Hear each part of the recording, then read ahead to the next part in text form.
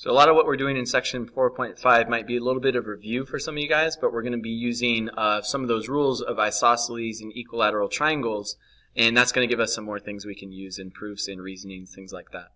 So first, if we're defining parts of an isosceles triangle, I have congruent sides, and we call those the legs. So two congruent sides are going to be an isosceles triangle. I have the two legs that are congruent. Third side is going to be the base, so again, not congruent to the other two legs that we had. The two congruent legs are going to form what we call a vertex angle. So up here at the top of this diagram, I have the two legs, and the included angle between that is what we call the vertex angle.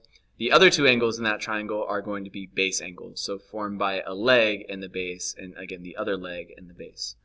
So if I'm defining parts of the isosceles triangle, we know that if two sides of a triangle are congruent, it's got to be isosceles triangle, and that'll also mean the angles opposite those sides will always be congruent as well. So anytime we have an isosceles triangle, and we see that here, AC and BC are both the same length, so two sides congruent makes it isosceles.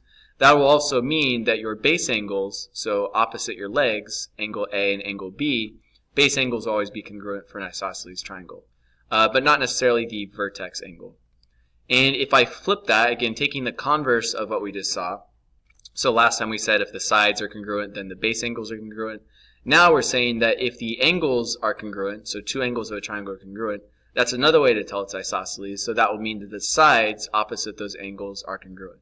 So last time, again, we started with the sides, and then we could say the angles are congruent. Now if I start with your angles being congruent, so if A is congruent to B, that means that your legs, AC and BC, will also be congruent because we should see each when we have an isosceles triangle. So if I'm using that to solve some questions, in that first example, is AB congruent to CB? So it's asking if this side of the biggest triangle is congruent to this side, and that would be true. So yes, we know it's true because we're given that angle A and angle C are congruent, so that means the biggest triangle is isosceles. Those two base angles were congruent. So that means that AB and BC, opposite those congruent angles, should also be congruent. And next question, is angle A congruent to angle DEA? So angle A in that bottom left still, and again DEA, if I draw that, would be this angle right in here. So I would know that those are congruent as well, and this is just using the opposite. This time, if I know in that smaller triangle, AD and DE, these two legs are congruent. So if I have congruent legs, again, that would be using our first rule that we talked about. That means that the angles are congruent. So it works forwards and backwards. If the angles are congruent, then your legs are congruent. And also, if your legs are congruent, then your base angles will be congruent. So we should see each for an isosceles triangle. A little bit more specific, we have another theorem that says if a line that bisects the vertex angle of an isosceles triangle, so again, you already need to start with an isosceles triangle, and you need to have a line bisecting the vertex angle. Then we also know the line would be the perpendicular bisector of the base. So again, looking at my conditions, if I know that I have an isosceles triangle, so AC and BC are congruent, so I have two legs that are the same.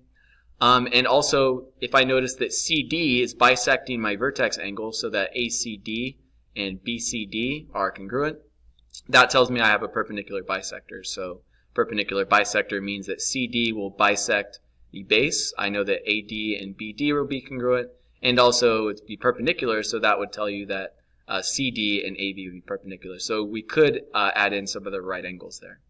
So if I'm using that in our next problem to find x, all I'm given to start with in this question is a 54 and an angle at the top that's bisected, and also two congruent legs. So this does work for my theorem that we just saw, theorem 4.5. If I am bisecting the vertex angle, and this is an isosceles triangle because these two sides are the same, that means that, first of all, it should be a perpendicular bisector of the base. We don't really need the fact that it's a bisector. I don't need to say that AD and DC are the same, but if I'm trying to find the angle measure x, I need to use the fact that those would be right angles there at the bottom. So a few ways we can solve this, but I looked at this as just breaking that up into your two right triangles, so I made a right angle marking there when it's perpendicular. I also know that if one angle is 54, the other base angle should also be 54. It's kind of using the rule from the last page. And that means that if I'm trying to find what x is going to be, I can look at just one half of that triangle. So if I look at one of those right triangles, x and the right angle and 54 should make 180 for a triangle. And if I solve that for x, I end up with 36. So we're kind of using few of those rules at once to solve that question. So if I go along and now I'm looking at equilateral triangles, not isosceles. If a triangle is equilateral, that would mean the triangle is equiangular. So a little bit difference in the definition there. Equilateral means that all of your sides are the same. Equiangular means that all of your angles are the same. And you should always basically see that they will go hand in hand. So if I have a triangle that's equilateral, again, that means that all three sides are congruent. X, Y, Y, Z, and ZX are all the same. That means that it's equiangular, so all the measures should be the same. X, Y, and Z would all be equal. And every time we have equiangular, since they all have to add up to 180, what we'd see is that each angle there, I only have one listed, but each one would be 60. So we know that all of those measures would be equal to 60. So also, if I reverse that, just like with our isosceles rule, if I start out with a triangle that's equiangular, that will also tell me that it's equilateral. So again, I should always see one if I have the other. If I have a 60, 60, 60 measures for my triangle, for those angles, that would mean that your sides are all the same. So X, Y, Y, Z, and ZX, those would all be congruent. They should all have the same lengths. So using that in some practice questions here, I guess one to look at first on the bottom of the page. If I'm trying to find the measure of angle A, angle B, and angle ADC, first of all, if I look at angle A, I can just isolate this triangle here off to the left. So triangle ADE, it looks like that would be equilateral because I have three sides that are congruent. So if it's equilateral, that means it's equiangular, and equiangular means these are all 60-degree angles. So A and this angle down here, DEA and ADE, these would all be 60 degrees. So I know that A is 60. Using a similar rule, I could isolate this triangle off here to the right. So if I want to find angle B, that's also an angle of an equilateral triangle. All three sides are equal, so these measures are all 60, 60, and 60. So that tells us that B is also 60. And then looking at the measure of ADC, ADC is not looking just at one triangle, but it's kind of combining the measures of two. So if I take two 60-degree measures, because I'm combining two measures that are equiangular, I have a 60 from one triangle, 60 from the next. Adding those together, I should get 120 for that combined angle. And looking at a few more practice questions with that same kind of concept. The measure of angle A in this triangle looks like it's isosceles because I have these two sides labeled congruent. So if I know that the measure of one base angle is 70, the other base angle should also be 70. A similar sort of question on part B, really it's kind of marked there for you. If I'm trying to find the measure of angle A, if one side is marked, if one angle is marked congruent, I know that it's going to be 53 and 53, which you could also do on this question. So say if I changed a bit and we wanted to find say if BC was a length of 10, we could also do something like say that AB, the side length would be 10. So you want to see basically examples of both kinds of questions. Could be asked about the angle, or we could be asked about the sides. So make sure in isosceles, base angles and legs will both be congruent. So now if I'm looking in problem 5, still finding x, what I used to set up this next equation was that I know that the vertex angle is 30. I know that one base angle is x, which means that your other measures should also be the same. If it's an isosceles triangle, I know these two base angles are congruent.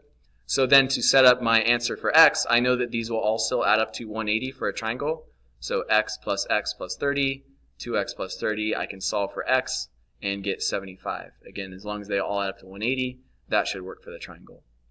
And similar sort of question for B. So only x and 42 degrees are labeled in the question, but again, if I start off by knowing that I have an isosceles triangle and it's bisecting the vertex angle, that tells me that there's a 90-degree angle there. So I know that this is perpendicular bisector. And using that fact, I can set up a 90-degree angle for a right angle. 42 would be in the other corner because 42 and 42 should be congruent for the base angles. And I can use another 180-degree question if I set up and solve for the degrees in one of those triangles. So x and 42 and 90 should make 180. Isolating for x, we get 48. So make sure you come in with questions prepared, and we'll get some of that practice done in class.